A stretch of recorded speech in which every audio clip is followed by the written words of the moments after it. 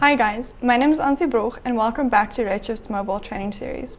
Today we'll be doing dynamic analysis on our intentionally vulnerable Android application.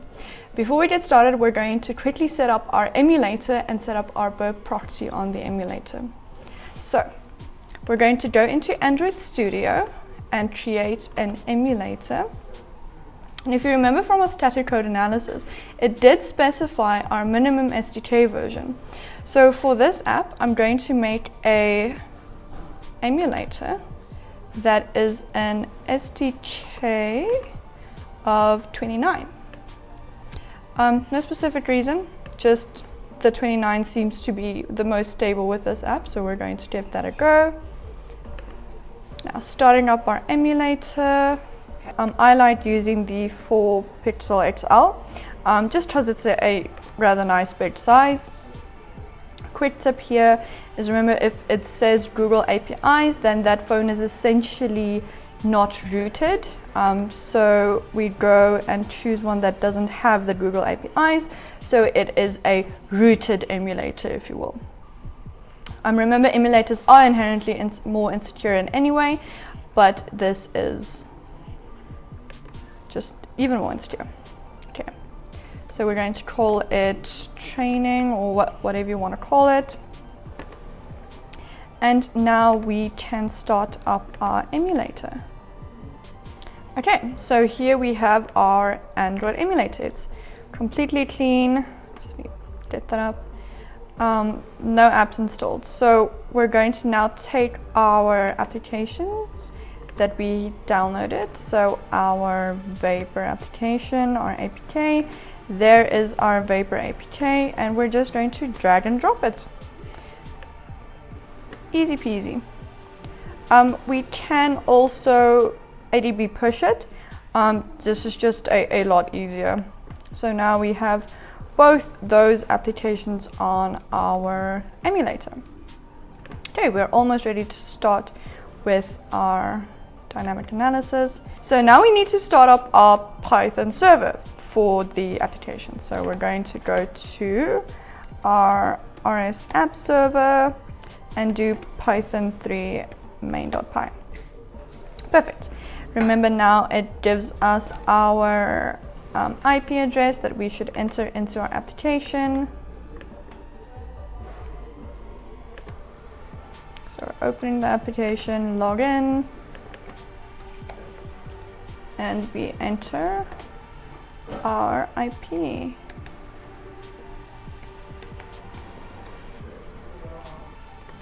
Okay, and then we test our connection. It says, wait a second, server error. Great. Why would it say server error? I believe it's because I'm on a proxy, so I'm just going to do no proxy. Test connection. Connected to server. Perfect. So now we can continue. So for dynamic analysis, we're actually going to be using a tool called Burp Suite.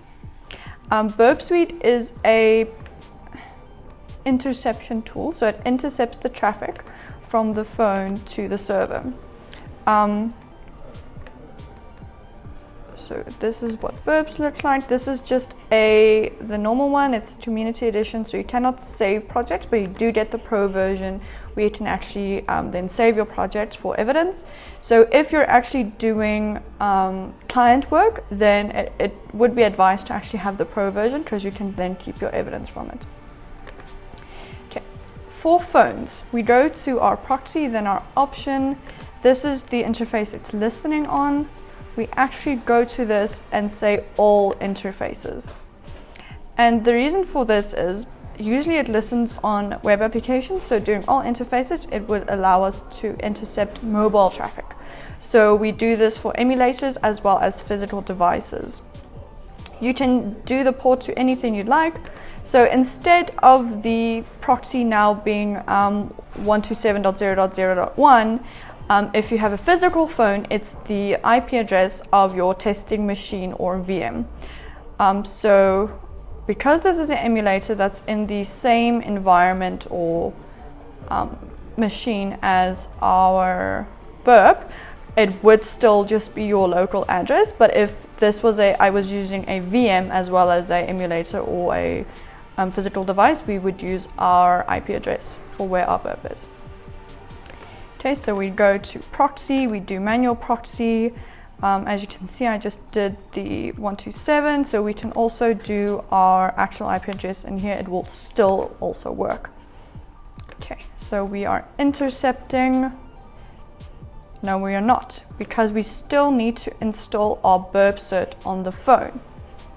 Now, if you're ever uncertain on how you install a burp cert on an Android, iOS, web app, anything, you can actually go to Burp Suite's website, and it has full explanations and walkthroughs on each and every platform where you can install the cert.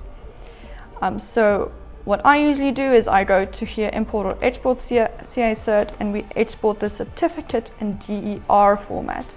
Okay, so I've already done this, so it's in my Kali folder, and you have to rename it to .cer, okay, else it will not work on your phone. So let's just close that up, and we drag and drop it. Okay, that's very fun with emulators. You can also just browse to the Burp site, and then you can download it from there. But as I said, the Portswigger Burp Suite website does explain this fairly well. Okay, so we go to settings, then we go to security, encryption and credentials, and then install from SD card. Okay, and it'll be in our downloads folder. So here it is. You can name it whatever, it really doesn't matter. And VPN and apps, that is perfect. Okay, so our burp cert is installed on our phone. We are intercepting our traffic. So let's see if that works. And we are intercepting, perfect. So now we can start our dynamic analysis. So it said a server error, that's because we are actually intercepting. We can just do interception off. We are still intercepting, we're just not stopping the traffic. So if I do something here, you can see we're still intercepting. I like to do it like this, so the latest interception call would be at the top right here. So just because we're not intercepting doesn't mean we're not capturing our traffic. We can still go through here and send it to repeater or intruder or whatever, and we'll get into what that is a bit later. Okay, so let's continue now, and let's try and log in. So remember from our static code analysis, we actually saw hard-coded credentials, right? And those credentials were admin. We also saw some indication that SQL injection attacks might be possible. So let's first try our admin, because that's fairly easy, right? Phone is rooted. Please uninstall the application. Okay. So we remember from our previous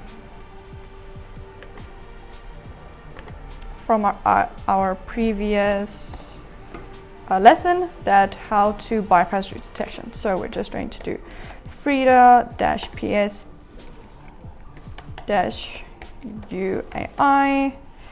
and we're going to start the application, which is that one, from objection. So that is objection-g for gadget. You can also spell gadget out should you want to. Do com.redshift.rs_vapor training, and then explore. Now, this error indicates that we did not install Frida on our phone. So we are now going to go to where we downloaded Frida.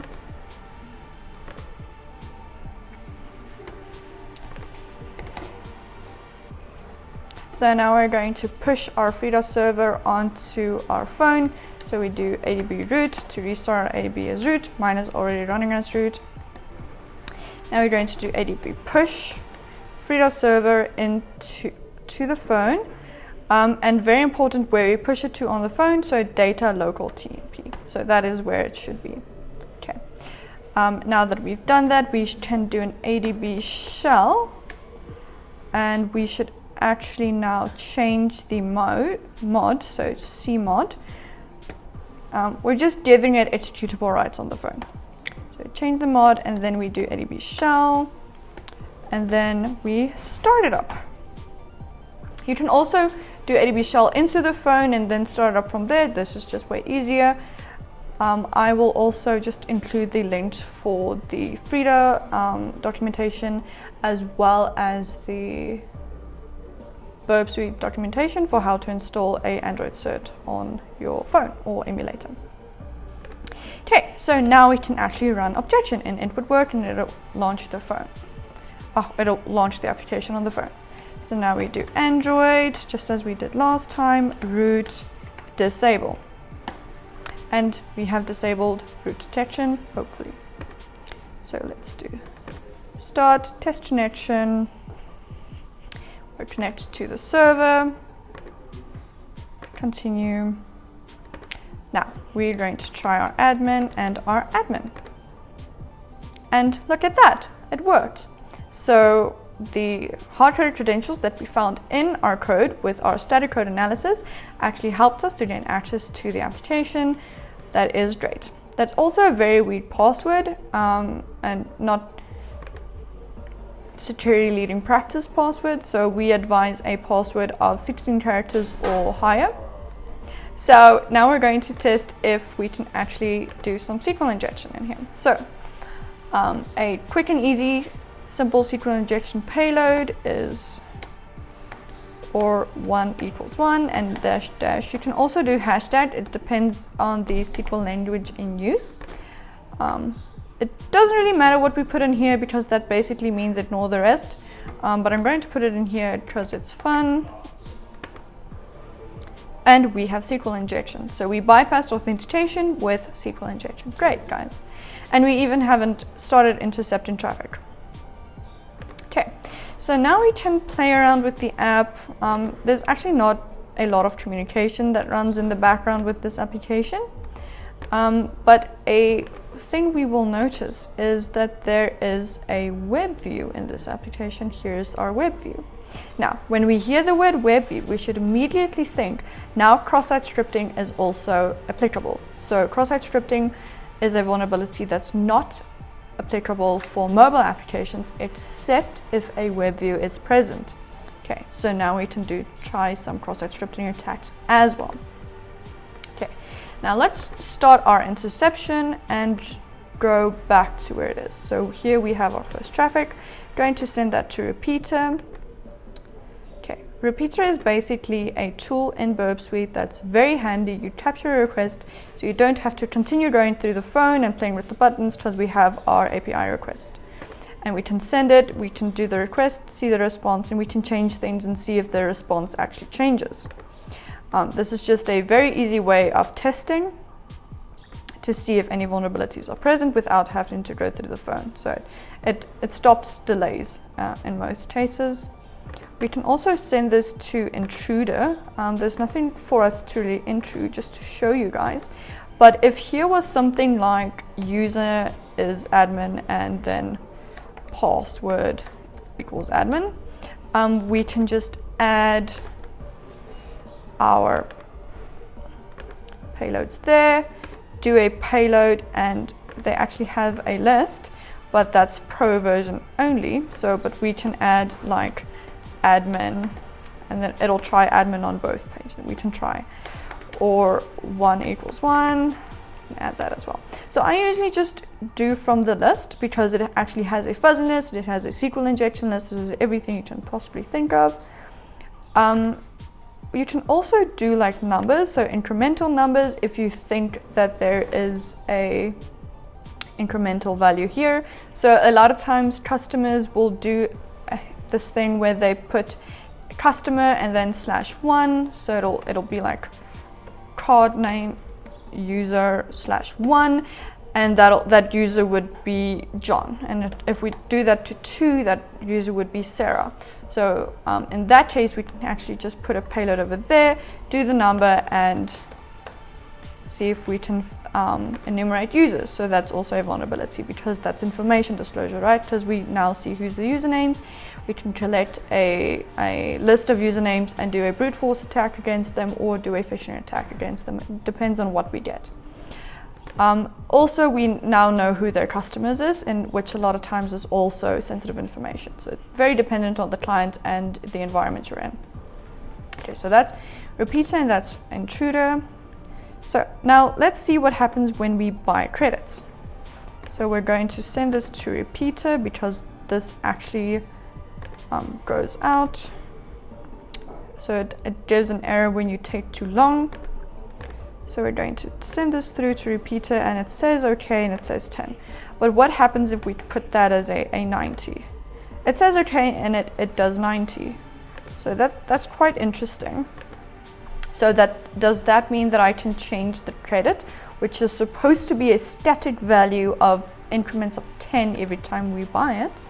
Does that mean that we can change that number to any arbitrary value? And with that value then extract from our card, or is that free money that we get or free credits that we get? This is kind of the thinking you have to get into when assessing these kinds of things.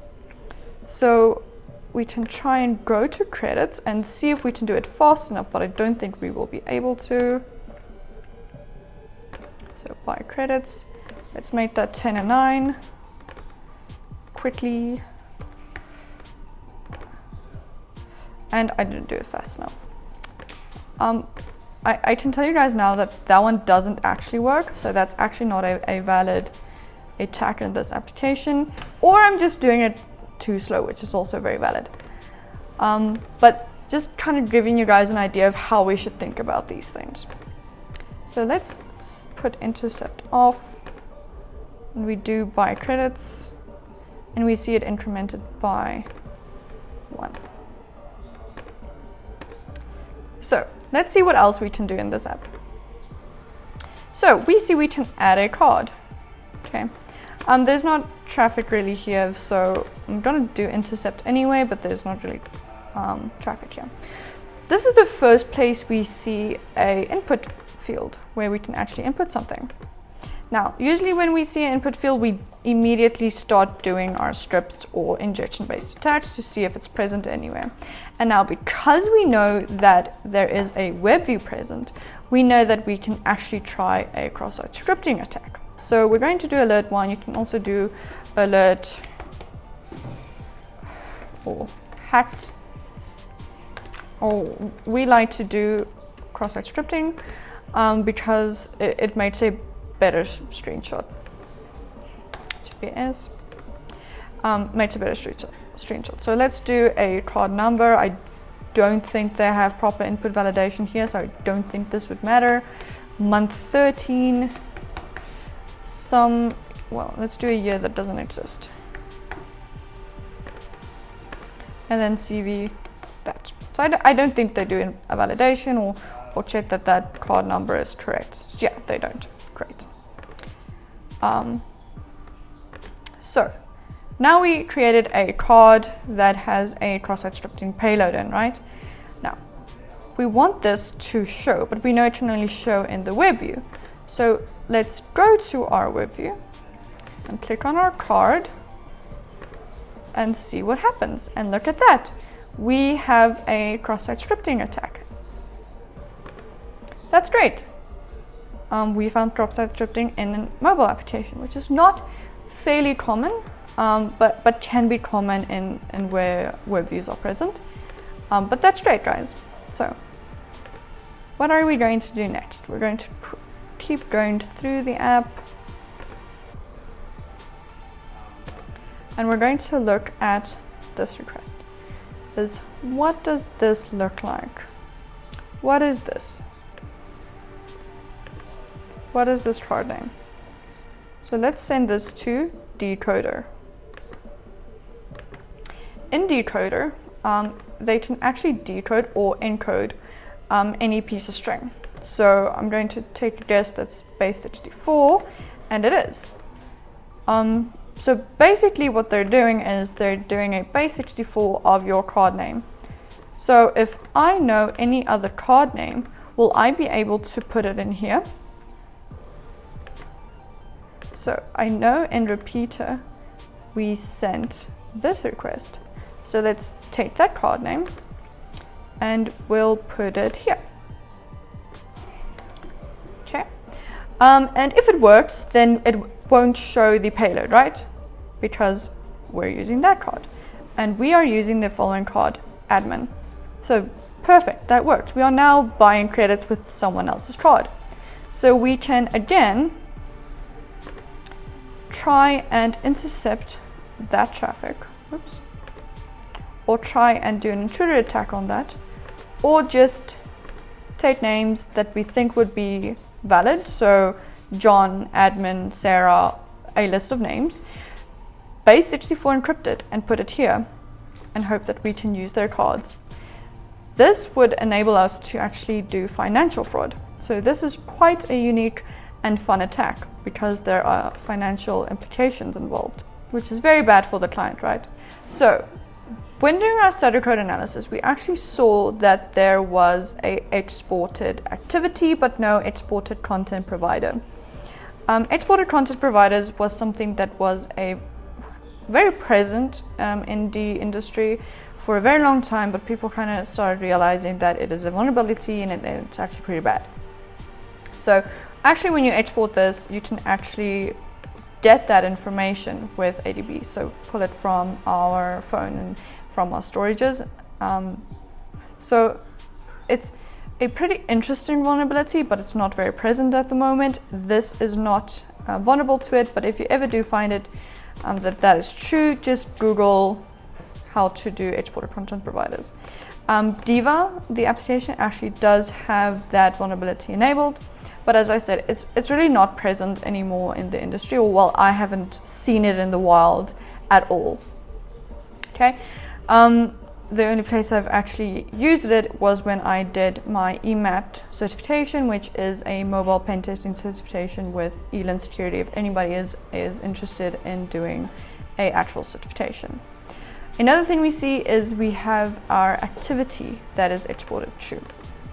So how you would exploit this, and this one's not vulnerable, but I'm going to show you guys anyway, is we're going to do ADB shell. I don't know why I did an ls. We're going to do am-n, no, it's am start, sorry, -n, and then the activity name. So here it is this. And what it will actually do, this one, because it's not going to work. But what it will actually then do is start that activity. Now, in the event that something is exported after your login, so you have your login and then you have your home or your view account. So for instance, if view account is exported, then you could potentially start it up and then on your emulator or your phone, it'll go to that activity, thereby bypassing your login, so bypassing authentication to the app. Again, we don't see this very often in the wild, or at least I haven't really seen it in the wild. But it's something to take note of, so if you ever do see it, do try that attack. In conclusion, basically what we do with our dynamic analysis is we go with Burp, we view our APIs, we intercept it, and we try and do malicious things, such as try and bypass authentication, authorization, do username enumeration, do any business logic bypass or injection-based attacks. So a quick and easy way to explain that is if the application has a process that it has to go step A, then step B, then step C, then step D. So it has to do that order. What happens if we do step A, then step C, and we skip step B? Do we then bypass that step? Do we bypass that authentication mechanism if it's there? Or maybe it sends an OTP or a multi-factor authentication. What if we bypass that step? What happens when we actually call the next one? What would happen? Would it be successful? This is kind of the mindset you have to get into to try and do these types of attacks. Another great resource for this is actually Owasp. So this is basically API attacks. So we're pen testing the APIs from the mobile application or consumed by the mobile application. So you can actually look at Owasp's top 10 for mobile, but that's mostly for the storage, which is our next episode. And for the web application, so just Owasp top 10 for web, most of them is actually applicable for mobile applications. So like authentication, authorization bypasses, our injection-based attacks, all those types of things. So then we can go through that list. They actually also have a checklist or methodology that you guys can use. And I'll also include that link in the caption or description below. Along with our Burp how to install certs and our freedom. So that's it for dynamic analysis, guys. In our next episode, we're going to be looking at our insecure data storage and logs. And the one follow-up is our runtime security, which is basically testing for screenshot in our applications, but I couldn't think of a better name for it. Okay, see you then.